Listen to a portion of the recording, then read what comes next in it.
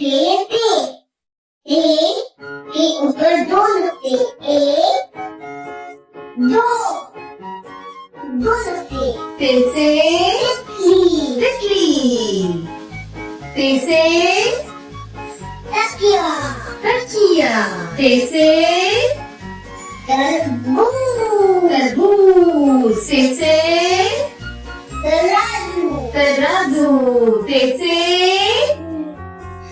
तौलिया तौलिया, फिर से